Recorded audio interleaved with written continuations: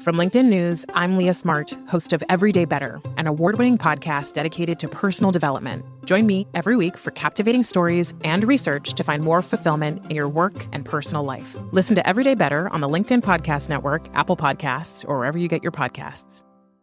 From LinkedIn News, I'm Jessie Hempel, host of the Hello Monday podcast. Start your week with the Hello Monday podcast. We'll navigate career pivots. We'll learn where happiness fits in. Listen to Hello Monday with me, Jessie Hempel, on the LinkedIn Podcast Network or wherever you get your podcasts. Hello, my friend, and welcome to another episode of Negotiate Anything. Thanks for spending time with us today. It's listeners like you in 181 different countries that have made Negotiate Anything the most popular negotiation and conflict resolution podcast in the world. I'm your host, Kwame Christian. I'm a business lawyer, mediator, professor, and the director of the American Negotiation Institute. Before we get started, I have two quick questions for you. Is negotiation a critical part of what you do? Do you need to resolve conflict and persuade at work? If you answered yes to both of those questions, visit our website to learn more about our negotiation workshops. We've traveled the country working with professionals just like you, and we'd love to have the opportunity to work with you too. Check out the link in the description to learn more. Jamie, thanks for joining us today. Oh, thanks for having me as a guest, Kwame. Yeah, it's my pleasure. So how about you get us started by telling us a little bit about yourself and what you do? Sure. My name is Jamie Librot, and I am a third-generation New Yorker, but I'm based in New Jersey. This is not New Jersey behind me. It's a beautiful Zoom background. By education, I'm an organizational psychology major, and right now I work for Sabert, which is a sustainable food packaging company, and I'm the head of talent development. And before that, I was in consulting for most of my career with Gallup. Fantastic. Yeah, we are excited to have you here. Today, we're going to talk about the difference between assertiveness and entitlement. This is really fascinating. So before we even get into the run of show, tell the audience a little bit about why this is so important for us to understand. Yes. Well, we're going to talk about a few applications, but what really gets under my skin right now is how much people are talking about Karen. And we'll talk about how assertiveness and entitlement apply to a variety of things. But for me, it's really about making sure that we're not bashing women, right? That we're really getting to the heart of a problem, that we're talking about, we're giving people the tools they need to get what they deserve, but not to get what they don't deserve.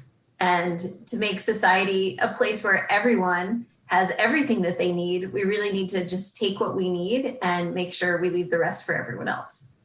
Yeah, absolutely. And I think this is going to be fun because we've already talked about this for like an hour or more at this point. But so yeah, we understand how this is so important in the business context, right? Because we have to be assertive in order to be persuasive and get what we want and deserve in our negotiations. But at the same time, we can't cross that line into entitlement. And if we're not self-aware enough, we could do that, and that is not persuasive.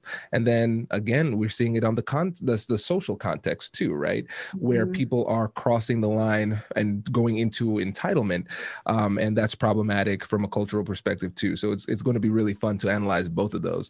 And so for the listeners, the three things we're going to talk about are, first, understanding the difference between assertiveness and entitlement.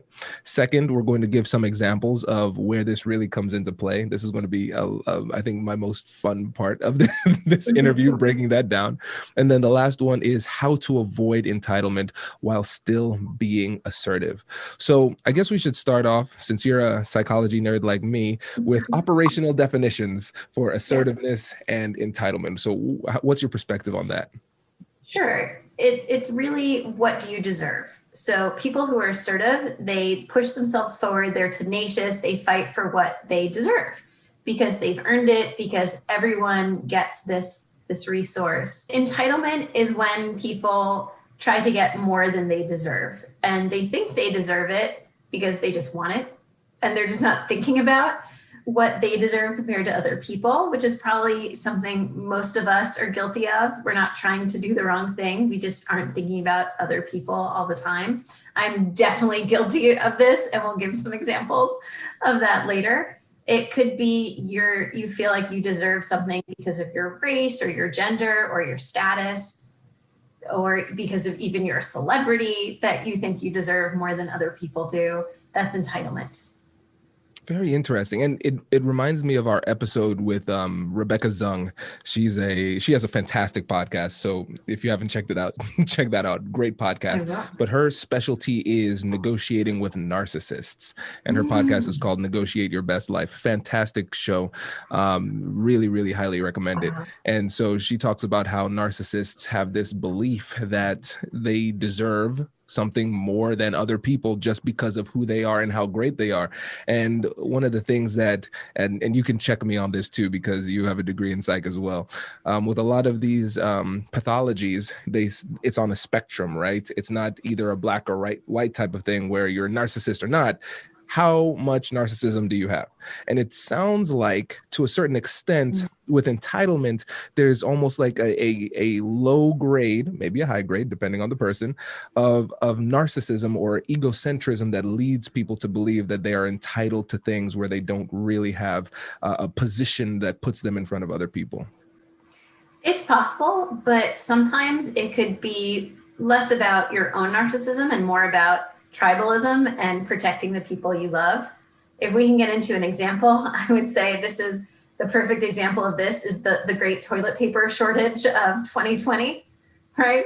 Where we knew that there was going to be a run on the stores of certain products. So many people ran out and bought all of the toilet paper and paper towels we could possibly use. I was absolutely guilty of that. I hoarded. I went on Facebook to moms groups to find out, like, oh, Target just got a shipment. And I'd run out and I'd buy more until my husband came in and said, we don't deserve all of this. We don't need it. What if there's other people who need this? And I stopped looking at my enormous storage space that you couldn't walk into anymore.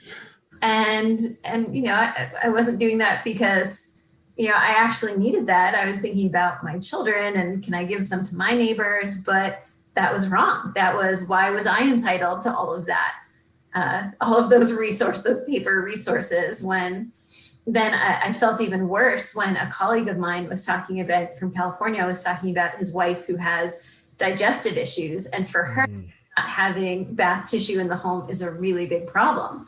So she might feel assertive in getting more bath tissue than other people would because she actually needs it, whereas I don't. So for me, it was a moment of entitlement, but for her to ask around and say, hey, I need more, can someone help me? That's her being assertive because she does deserve it because she has a physical need for more. So I'm lucky when we talk about later how to be less entitled. Having people like my husband, I'll give you his number at the end if you want to call him sometime, anyone, and just have those people in your life who do care about the greater good and are thinking about society and help us think about what we actually need and what we actually deserve sometimes. Oh, this is fantastic. I am so tempted to jump to the third topic, but I will hold my questions until then. But I love this example. I love this example. It's so great. And I think this is a teachable moment. And I think we should be, I think as a host, I should be vulnerable too. I need to recognize that I made a mistake there too. Because remember when I said, it might be an example of low-grade narcissism, right? That's a pretty significant indictment on somebody. I mean, everybody can be egocentric to a certain extent at certain times, but I went straight to the negative. If somebody's being entitled, it's because of something negative because of them. We call that the fundamental attribution bias, right? If I do something, it's because I have justification. Right. If somebody else does something, it's because they're a bad person. Right. And you gave a perfect example of how that could not be, like you could be a good person and still act entitled simply because of a lack of self-awareness in the moment. And your husband provided that self-awareness and you adjusted, right? And so I think from a negotiation perspective, again, this episode as a whole is going to help us to understand that distinction so we don't cross the line. So when we're making requests assertively, we're doing it in a persuasive way and preserving the relationship. And at the same time, if we recognize that somebody is acting in a way that might be perceived as entitled, we should do some introspection and say, how do I know that's true? Let me investigate, let me stay curious, and then figure out what the true issue is so I can find the right solution. I love how you keep framing this in terms of, for our audience, they're going to get what they want by being less entitled and more assertive. It's so true. It's absolutely true. Definitely. Oh, this is great. Well, fantastic. I want to spend some time in the second part of this where we're giving some examples. You already gave a really great example, but let's get a little bit deeper. So I love the examples that you gave in the pre-interview where we can see the distinction between entitlement and assertiveness. I'll just give you the floor. Where should we get started? Sure. Let's start talking about millennials. And I can say this because I'm a millennial. I was born in 1981, which they call the Xennial group. So we kind of straddle the Gen X and the millennial group. So I feel like I can say bad things about, not bad things, but I can be critical of millennials and still have some perspective, tongue in cheek here. But so something that other generations often criticize millennials for is this sense of entitlement, that millennials are looking to get promoted overnight, whether they deserve it or not. So I think this is a good thing to talk about. If you are a millennial, how do you get that promotion? When do you deserve it? When should you get it? And even for other generations, why do millennials think this way? And, as a millennial, I definitely share the frustration of wanting to move ahead really quickly.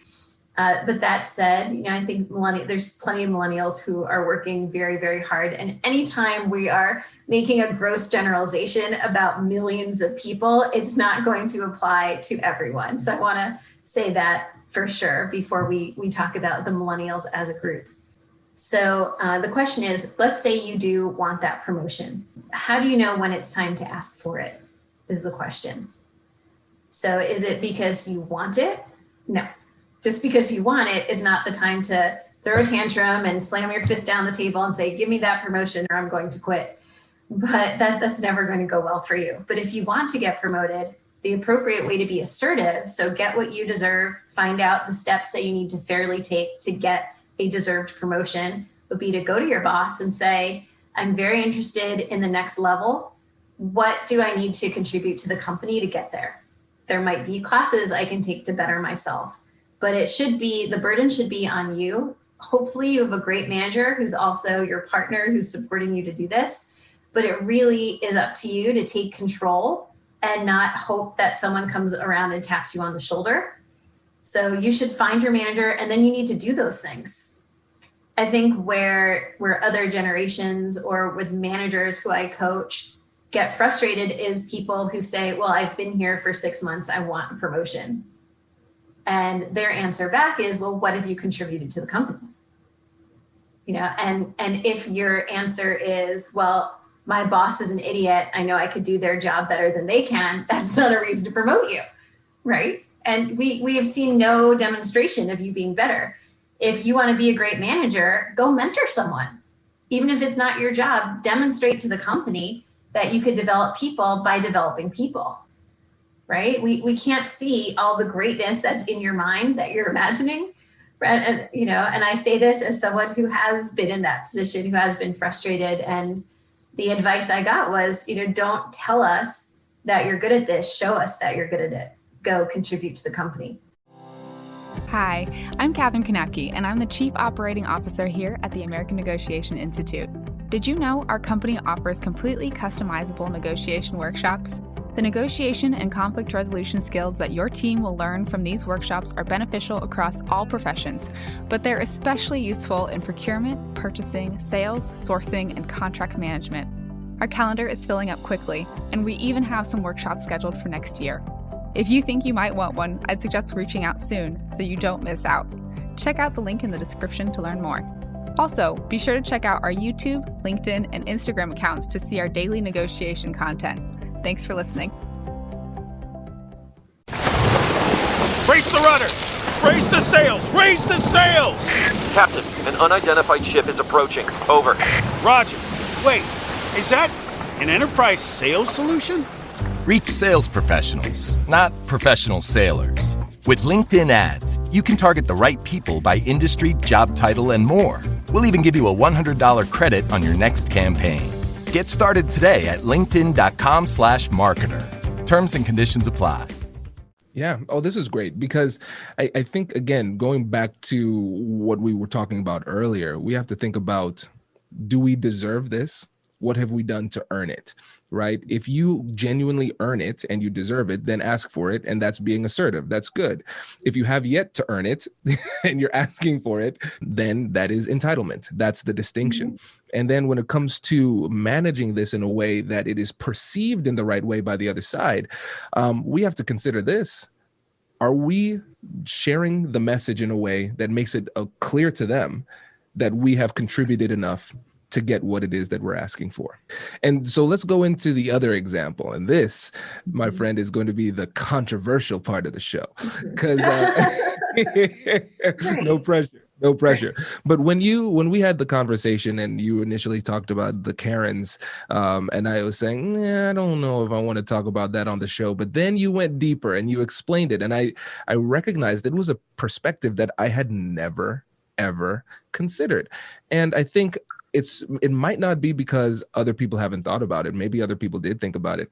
But the thing is, we're living in a culture where sometimes it's not safe to share ideas on sensitive topics that might be unpopular. So I appreciate and admire your courage and willingness to share this, because I think it's a fascinating angle.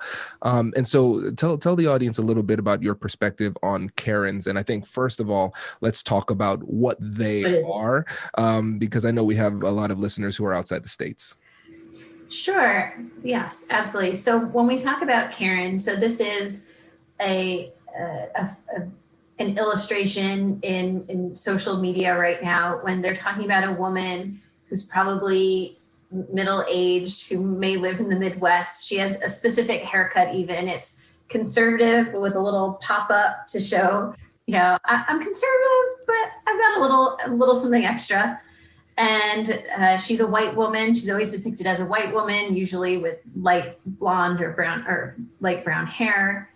And then what the joke is around her is she's someone who is entitled. She is asking to speak to the manager.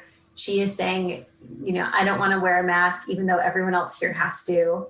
And if you Google Karen right now on Google, or you look in any of your preferred search browser, there'll be thousands of memes that pop up with just making fun of women with this specific look and haircut, who are asking for things. That's the funny part of it. The not funny part of it, the historical context of it is women who are calling the police to endanger people of color. And what I really don't like about these Karen memes is it's just not addressing the problem. This is really about white entitlement. It's not just a women's problem. There are just as many white men who feel super entitled. There's, people of many races, but white men and women have certain privileges that sometimes make them feel, because of their race, they should get more of something, or they should have more power and to be able to do things that other people don't. It's a really great analysis, and you're right. I mean, you're on point with everything that you said there, especially bringing in the historical context too, because it's nothing that's new. It's just the added comedic value of meme culture that has made it so prolific today. But I think, again, a lot of times comedy is used as a tool to gloss over some things that are pretty significant. And then when you dig beneath the surface, there's a lot more there. And so I want to go a little bit deeper now on what is problematic about it, specifically as it relates to women and being assertive. Yeah. Thank you. Yes. So I think there's two problems. One, we're not talking about entitlement. It's just bashing women. And so two, the other issue is women are finally starting to get the recognition in the workplace that assertiveness is good and positive, right? If you read Sheryl Sandberg's Lean In, like the whole Lean In movement that's happened over the last several years, have taken women so far. I mean, we're going to have a female vice president of this country soon. So an assertive, strong woman of color is going to be our vice president. So women are making so much progress in this area, and it's so easy now for anyone to shut women down by saying, "Shut up, Karen. But in terms of being assertive, like I don't want women to see all of these shut down, cancel culture comments that say, you know, shut up, Karen, and say, well, you know, I'm not going to speak up on something that I deserve to speak up about, because, you know, that's just, and I think women are getting all these tools and these lessons and these great books and these amazing role models that teach us stand up, stand up, stand up. And then when we bridge that gap from fighting for what we deserve and we go into fighting for what we don't deserve, into entitlement, that makes all of our good work and our good efforts, it just destroys all of the work that we've done and discourages women to keep fighting for what they do deserve. Whoa. So this is good. This is really good. So let me try and give a synopsis here. So it sounds like some of the main points are this. First of all, the impact is on of the Karen phenomenon is that it could lead women to stop speaking up and advocating for what they deserve and being assertive and asking for what they want and deserve out of life, which would be problematic. So from the perspective of a woman, we need to make sure that this doesn't have the impact of making them gun shy when it comes to advocating for themselves. And then on the other side, when it comes to people who would not be identified as Karens, we need to do a little bit more digging and not brush aside people when they make claims and investigate. Maybe it is entitlement. Maybe it is an inappropriate request, but we need to do some investigation to determine whether or not it is. And we should make sure that our biases aren't leading us to make inappropriate assumptions to where we're not listening to people and giving them the voice that they deserve. And then just as a culture, as a whole, we need to consider what it is that we're doing as a whole and the potential undertones that and unintended consequences of the whole joking Karen meme culture that's been created. Let's talk about what it looks like when we go too far into entitlement and what that looks like in 2020. So this is the most common Karen meme. First of all, there was a Karen Halloween costume that was sold out everywhere with just and this angry woman. And I think it's just not a great image that this, you know, to see strong women being now angry and just the ugliness of it. It's just not helpful to the society that we want to create of strong women focused on what they deserve. But what entitlement, the most common meme you see is, I want to talk to your manager. Right. And the joke is because this person this Karen isn't getting what she wants. It's not what she deserves. So it's, you know, I want you to, you know, you were late with my food, so I want you to give me a free drink. No, well, let me talk to your manager and see if your manager will do that for me. That's great. I love this. I love this. And I think this is a great time for us to segue into the third point, which is avoiding entitlement while being assertive. And we've touched on this sporadically throughout the episode, but I want to circle back to the toilet paper example that you gave, because I thought it was so great. Because one of the things that's most interesting about your procurement of the toilet paper versus somebody else who needs it because of a physical ailment is that you can do and you can say the exact same things. And for one person, it can be being assertive.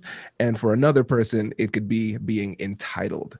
And I would love for you to break that down a little bit more. Mm-hmm. Oh, that's such a good point. Yeah, it just comes down to, do you have any special needs? Have you done anything special to deserve this? Right? Like if, you know, I work for a manufacturing company, and people who have greater seniority get to pick the preferred shift. So they've done something, they've stuck around, you know, they've earned the right to make a decision before someone else, you know, versus someone who just wants that. So I think that when you're looking at the difference between, you know, I deserve the first shift. Do I deserve the first shift? The difference is the person who has worked to earn it versus the person who just wants it. So what you should do if you're asking for something that isn't coming naturally to you, and the question is, should I fight for it? Right? Because that's what we do when we're being assertive or entitled. Should I be tenacious? Should I fight? Should I stick up for myself? why, make the argument to yourself, why do you deserve this? And if you get this, what's the opportunity cost? So what is someone else who's not going to get this? Do they deserve it as much as you do? Are you going to inconvenience someone else because now they're going to have to work more hours because you want this thing, right? So you can ask yourself those questions. Yeah. Oh, this is great. And I think, of course, there are going to be some people out there.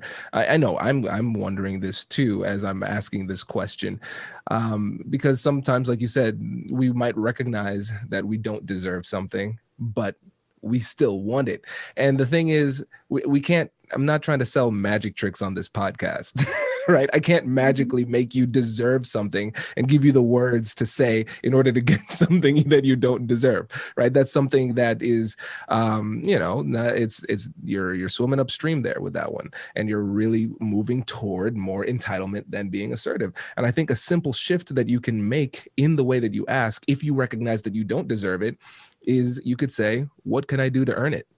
Imagine that. If you go up to your manager and say, listen, I've only been here for 6 months, but this is where I want to go. What can I do to earn that in your eyes? And then they'll give you the path. That's a negotiation too. It's a negotiation for information. And then they're committing to giving you what you want if you meet certain parameters, certain criteria, right? And so I think it's not a situation where if you don't deserve it in the moment, it's just done. There's still a path and you can still use negotiation to get there. It's just going to take some time. Yeah, absolutely. That's great. That's great advice for people. I think if you were to say that to a manager, that the manager might not have an immediate answer for you. They might need to come back, but which is great because it means they want to think about it. They really care about responding correctly. But I think any manager is going to really respect you for that. And they'll hear that you've got a strong work ethic, that you are assertive, and that you want to contribute to the company and get something that you've earned. Exactly. Well, this has been fun. This was as fun as I thought it was going to be. So I appreciate that. But before you go, can you give the listeners just a parting word of advice?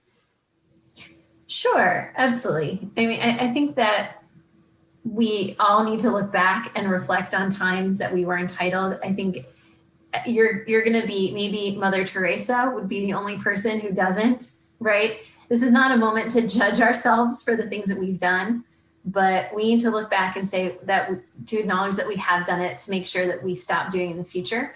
And I bet the times that you were entitled and you got what you wanted probably didn't feel that good. And, when you realized you were hoarding, when you realized, hey, who isn't getting this now? And you heard the stories of people who didn't have what they need. And here you have all of this extra stuff. I think there's few people who would feel good about that.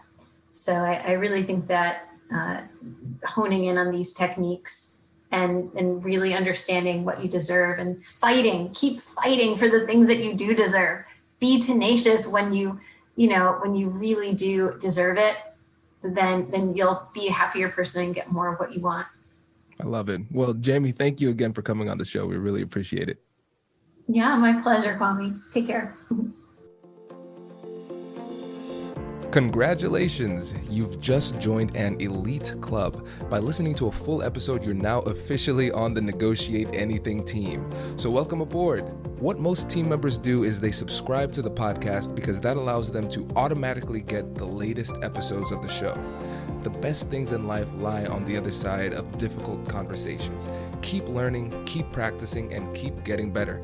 Your relationships will improve, your career will soar, and you'll have the confidence you need to get the most out of these crucial conversations. Again, thank you for joining the team. We're excited to have you, and I will see you in the next episode. I'll catch you later.